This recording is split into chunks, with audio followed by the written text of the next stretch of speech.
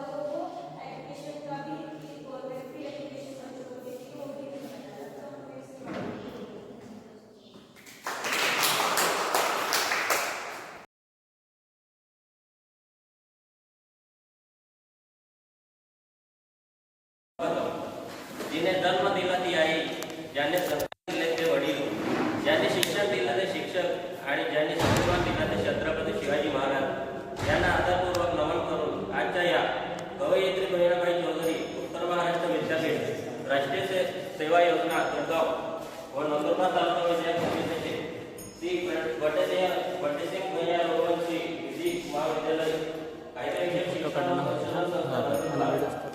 राष्ट्रीय सेवा योजना आयोजित विशेष शिवाजी संस्कार शिबिरात उपस्थित प्रमुख व्याख्याते आणि सर्व प्रेक्षकांचं मी शब्दस्मरणाने स्वागत करतो.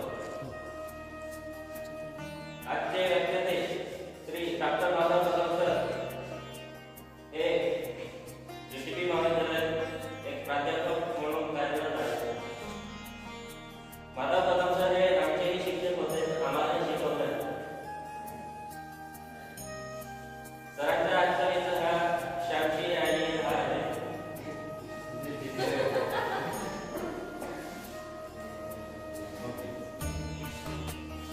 आजच्या शिबिरात प्रमुख वक्ते डॉक्टर माधव कदम सर यांच्या शब्दात निरंजन वडू यांनी करावं.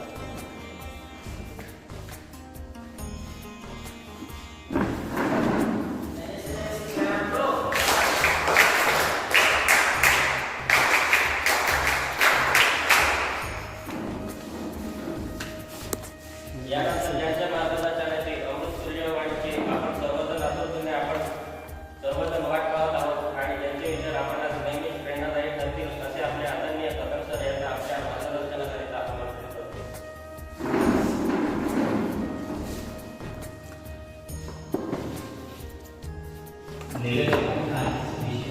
जाहीर केल्यामुळे मला माझ्या पूर्वीच्या विषयाची प्रस्तावना करायची गरज की कोणता विषय होता आणि कशावर बोलायला निवेदनाने सांगून दिलं.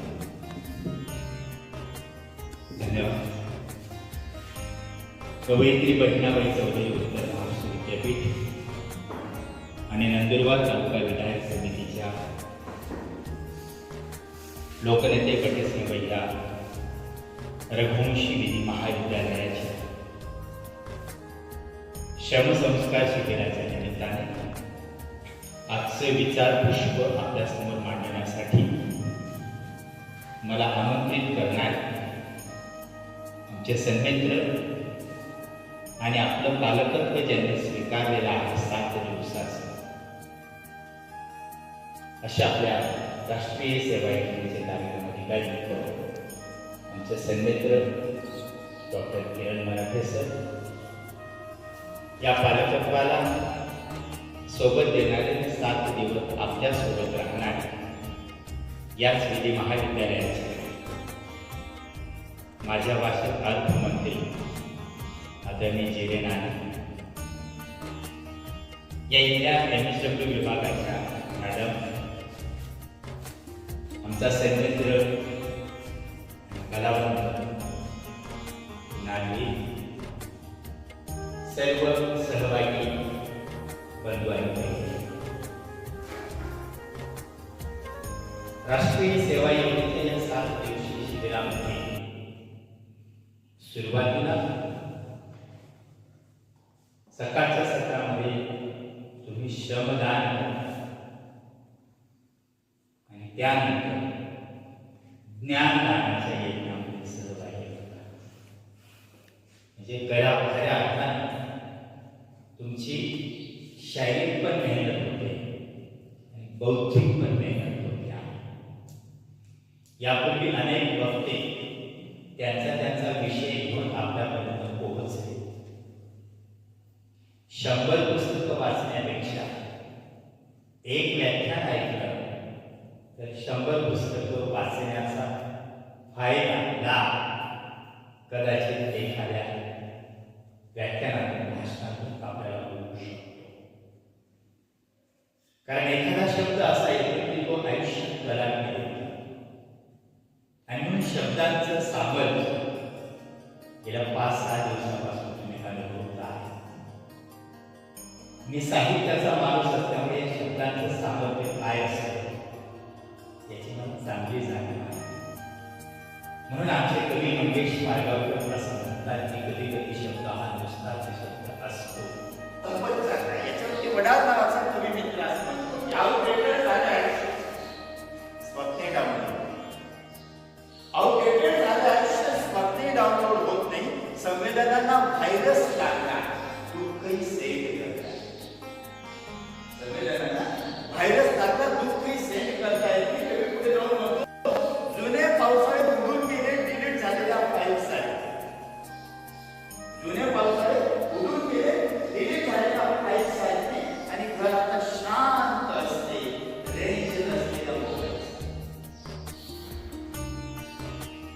काही टाळ्याकडे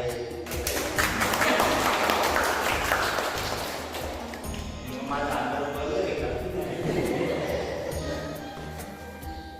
आली वाज नाही ना? टाळ्या मागायला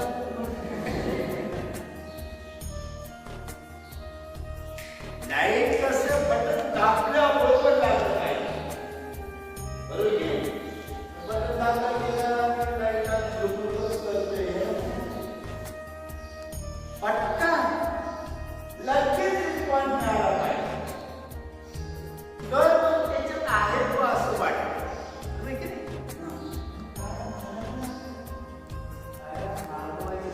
मागायची गरज नाही. हे तर तुम्ही समजला की नाही अशी परिस्थिती झाली आहे. ज्याला काटा येऊन समजतो पटकन प्रतिक्रिया देतो. तो पटकन हसतो.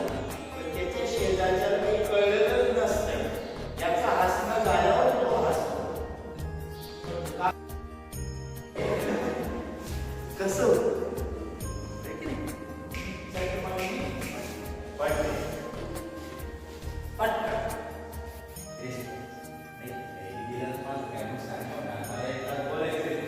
आणि ते बोलून जाणार. ओके सांगायला शांत म्हणजे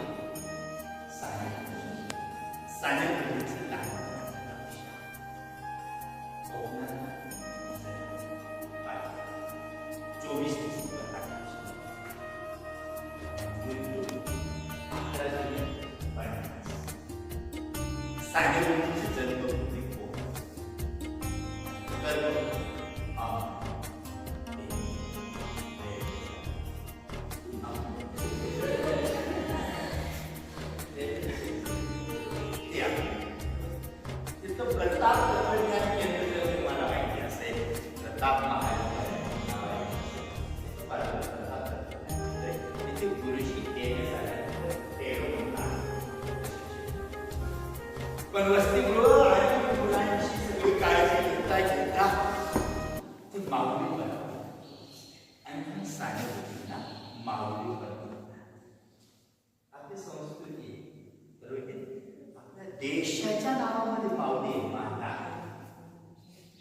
तुम्ही ती पाहिजे भाग्यवान की आपल्या देशाच्या नावामध्ये माता आहे. भारत माता की म्हटल्यावर आपोआप जय जय भारत माता की जय. तर असं कधी ऐकलं का हो? अमेरिका माता, इंग्लंड, पाकिस्तान ऐकलं. म्हणून आपण किती भाग्यवान की आपल्या देशाच्या नावामध्ये माता आणि आपण माता आणि मातीला मानणारी माणसं आहेत. आपण माता आणि मातीला मानणारे माणसं आहोत. म्हणून कवीला प्रश्न पडला माता आणि मातीमध्ये काय फरक आहे? काय फरक आहे माता आणि माती? लेखनाचा विचार केला, शब्द समोर ठेवले तर माता आणि मातीमध्ये वेदांतीचा फरक. ओके, माता आणि मातीमध्ये वेदांतीचा फरक आहे. एक माता बाळाला जन्म देते आणि दुसरी माता तिच्या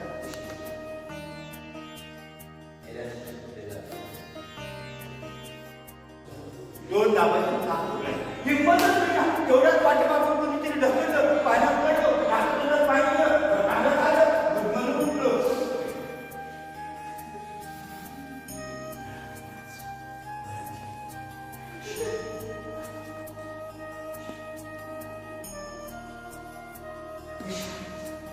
जात्र विहिरीच्या काठावर स्वतःच्या उडी घेतली. मी कमरेला सुट्टी बांधली, पाण्याकडे पाहिलं. पुढे दहा गावाचं तोंड उघडायचं. तेवढ्यात पाठवावरून कुठेतरी ढकललं, पाण्यात पडलो, नाकाकडात गेलं, नाकाकडात गेलं, उडी मारलो. श्याम हात असा, श्याम पाय असा. मला पोहायचं गड गेले होते. बऱ्याच वेळा विहिरीच्या पाण्याला मागून गेली. मुलं आपापल्या घरी निघून गेले. मी माझं घरी आलो. बरे कपडे बदलले, ओढे कपडे घातले. शेंडी होती शेंडी, शेंडीला तेल लावून घेतलं आणि एका कोपऱ्यात जाऊन बसलो. दुपारची वेळ होती. माझी आई जेवण करत आशा पोहून आल्यानंतर झोपायचं सगळे पोहून कोण तुटलं असं ना लई आवडतं हे गेले.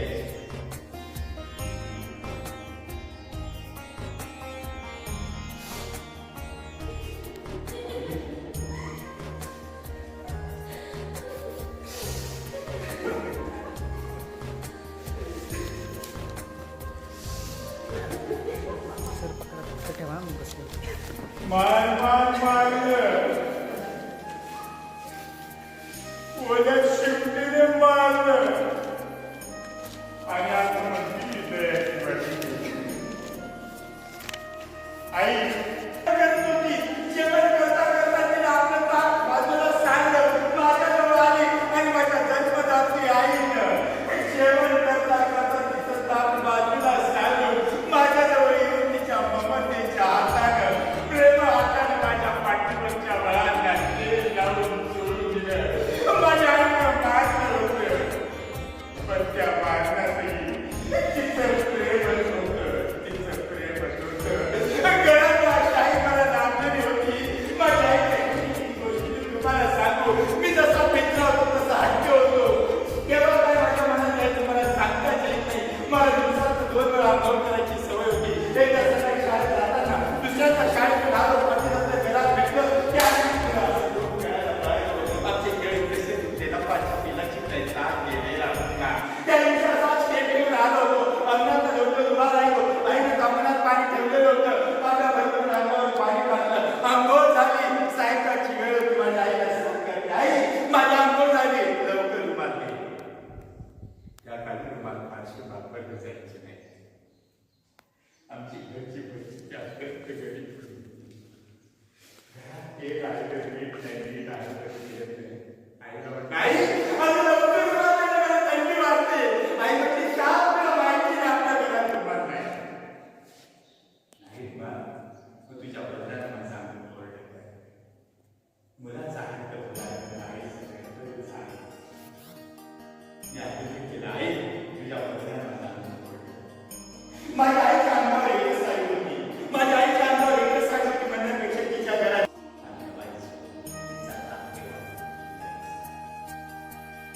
अशा आजारी आईसमोर माझ्या आई-वडिलांसोबत मला शिकायचं होतं. शिकून मोठं व्हायचं होतं आणि माझ्या जन्मदात्या आई-वडिलांची सेवा करायची होती. अशा आई-वडिलांनी आमच्या कुटुंबात वेगवेगळे संस्कार निर्माण केलेले होते. त्यातले एक प्रथा, एक संस्कार असा होता की आम्ही सगळे एकत्र जेवायला बसायचो. त्या दिवशी गोष्ट मला चांगलीच आठवते. आई रताळ्याच्या पायाची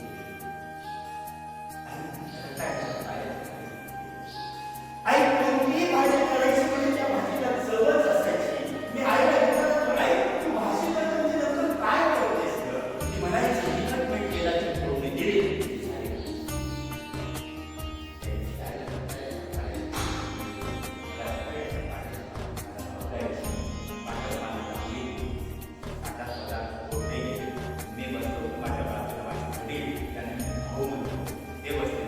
बाजूला माझा लहान भाऊ पुरुषोत्तम. पण माझ्या शिक्षण होतं, ते शिक्षण अर्धवट थांबलं होतं. रत्नागिरी दापोली तर रत्नागिरी, पण या 6 किलोमीटर अंतराच्या परिसरात मी एका आश्रमशाळेत शिकत होतो. मग गेली शनिवारी शाळा संपली की पटकन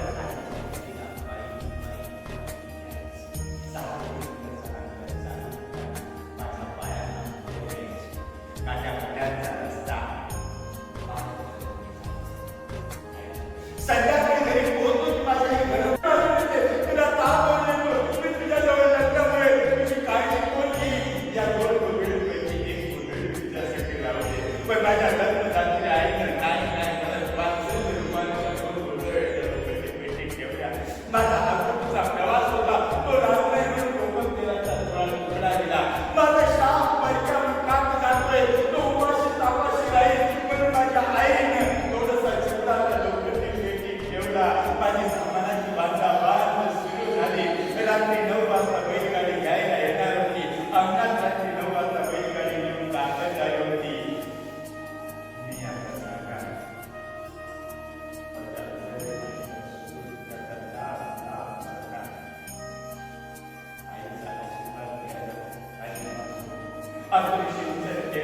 अश्विनी माझ्या आईच्या पायाचे कडे एवढे चिंब झाले. वडील भाऊ शेजारी उभे होते. मी त्यांचा पाया पडलो. ते जर अंतःकरणाने म्हणाले, "शाप तुझ्या शिक्षणावर पडते." शेजारच्या मावशीकडे गेलो. शेजारच्या मावशीचा पाया पडलो. तिला सांगितलं, "मावशी, मी माझ्या आजारी आईला सोडून शिक्षणासाठी लांब लांब जातोय. तिला ताप येतो, थंडी वाजून येते. तिची काळजी घेशील काही झालं तर उलट कपाली मला कळवशील." मी पुन्हा घरात आलो. माझ्या आईला विनंतो. मनसोक्त तिच्या आठवणी डोळ्यासमोर साठवत रडून घेतलं. एका हातात दुपट्टी पेटी उचलली. आईने दुसऱ्या हातात सुपारी दिली. ती सुपारी घेतली. अंगणात उभ्या असलेल्या बैलगाडी बसलो. बैलगाडी चालायला लागली. माझ्या जीवन चक्राला सुरुवात झाली. मी माझ्या अंगणात पडलेल्या आईला सोडून आता शिक्षणाच्या निमित्तानं लांब औंधला जायला निघालो. गावाच्या बाहेर बेळाचं झाड आहे. बेळाच्या झाडाखाली गणपतीचं मंदिर आहे. गणपतीच्या मंदिराजवळ बैलगाडी थांबली. मी गाडीतून उतरलो आणि आईने दिलेली सुपारी गणपतीच्या चरणी अर्पण केली आणि गणपतीला प्रार्थना केली, "बाबा गणपती, तूच आहे आता माझ्या आईचा सांभाळ करणारा. मी तिला सोडून जातोय. आता तू तिचा सांभाळ करशील." बैलगाडी बसलो. जीवन चक्राला सुरुवात झाली. कोटीचा प्रवास होता. मी औंधला येऊन दाखल झालो. माझ्या दैनंदिन जीवनाला सुरुवात झाली आणि आईने तिकडे तिचा आधार वाटून घेतलं. दवडीतले ते शब्द तिच्या कानावर पडत होते. लहानचा पुरुषोत्तम शाळेत होता. शाळेत त्याचे मित्र त्याला चिडवत होते. पुरुषाच्या घराची जप्ती होणार, पुरुषाच्या घराची जप्ती होणार, भाऊरावाच्या घराची जप्ती होणार. पुरुषोत्तम या मुलांचे दिवस राहिले. आता गोष्टींना म्हणते, "गुरुजी, मला ही मुलं का चिडवत आहेत? माझ्या घरची जप्ती होते का?" मोठ्या गुरुजींना लहान पुरुषोत्तमचे मन सबंध नाही. "वैस काय?" असं म्हणून पुरुषोत्तम थांबवलं. हे त्याला सेवा घराची जप्ती झालेली होती. 2 भांडे, गळ्यात मंगळसूत्र आणि कपाळाचा कुंकू सोडला तर माझ्या आईने अशी आई अंतरावर पडली होती. ती तशीच होती. मी ते शिकत होतो. एके दिवशी अचानक आई स्वप्नात आली. स्वप्नात जागा झालो. माझ्या आईची तब्येत बिघडली असेल की काय, तिला ताबडतोब भेटायला गेलं पाहिजे. तिने आत्महत्या झालेलं होतं. तिला शेवटचा आधार पण वाढवलेलं होतं. तिची सेवा करण्यासाठी माझी सखू मावशी आली होती. सखू मावशी तिची सारी सेवा करत होती. आईचं शेवटचं बाळ बरं यात्रा सुरू झाल्या. जमिनीवर उघडी टाकण्यात आली. उघडीवरती आईसाठी ठेवण्यात आला. तिला काहीतरी उठायचं होतं म्हणून प्रयासाने प्रयत्न करत होती.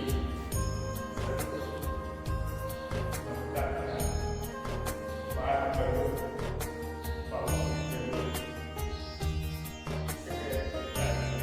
ती तुटकपणे काहीतरी म्हणत होती. माझी मावशी अमृतचा प्रवास होता. अमृतचा प्रवास थांबला.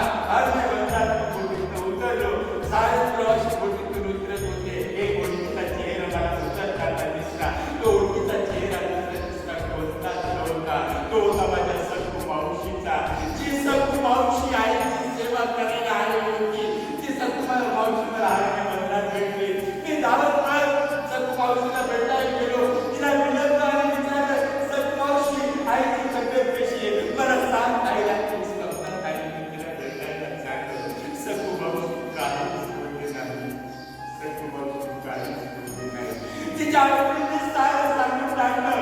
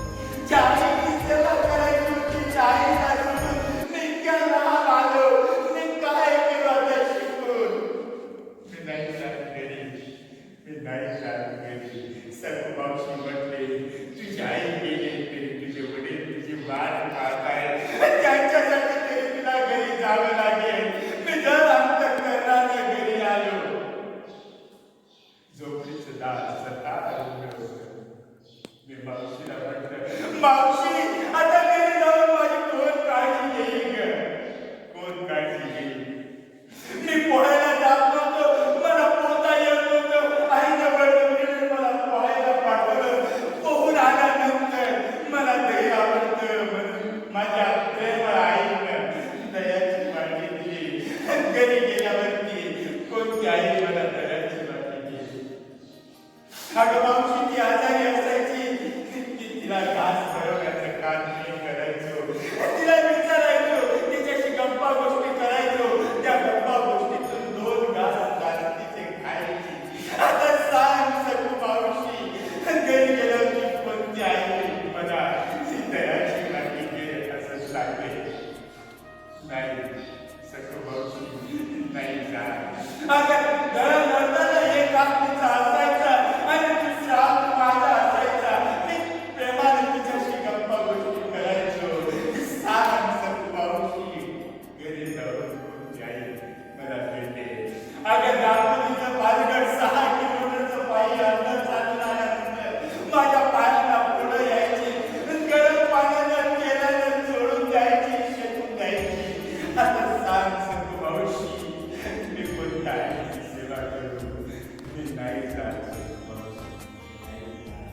मावशीने सांगितल्यानंतर वडिलांच्या भेटीसाठी घरी आलो. चोपडीचं दार सकाळ उघडलं. मला पाहिल्याबरोबर वडिलांनी आंबळला फोडला. श्याम, फक्त तुझ्या आणि तुझी आठवण करत होती. तिला सारे येऊन भेटून गेले. सारे तुझ्या आणि तुझीच आठवण करत होती.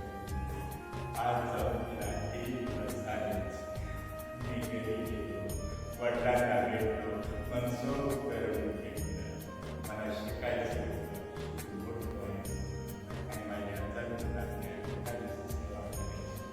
त्याची आई निघून गेली. ती सारी सेवा त्या आईच्या चरणी अर्पण करतो. थांब.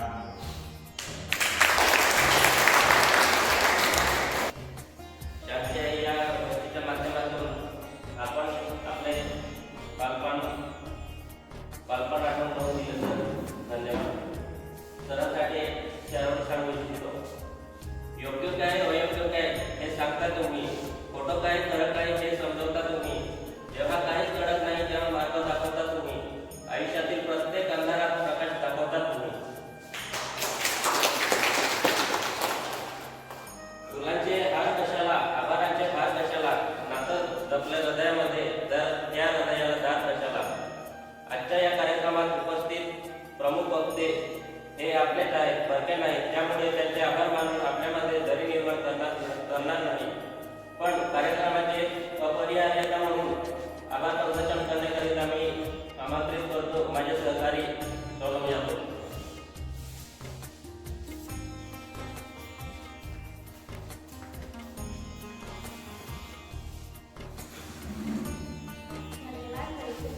राष्ट्रीय सेवा योजना आयोजित विशेष दिवाळी संस्कार शिबिराच्या या 8व्या दिवशी लाभलेले प्रमुख वक्ते डॉक्टर कदम सर यांचे मी मनपूर्वक आभार मानते.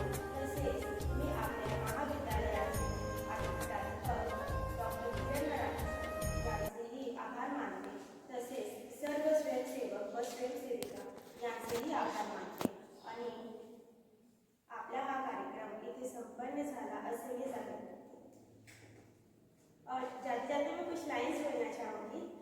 रख हौसला वो मंजिल भी आएगा, प्यासे के पास चलकर समुंदर भी आएगा. थक कर ना बैठ मंजिल के मुसाफिर, थक कर ना बैठ मंजिल के मुसाफिर, मंजिल भी मिलेगी और जीतने का मजा भी मिलेगा.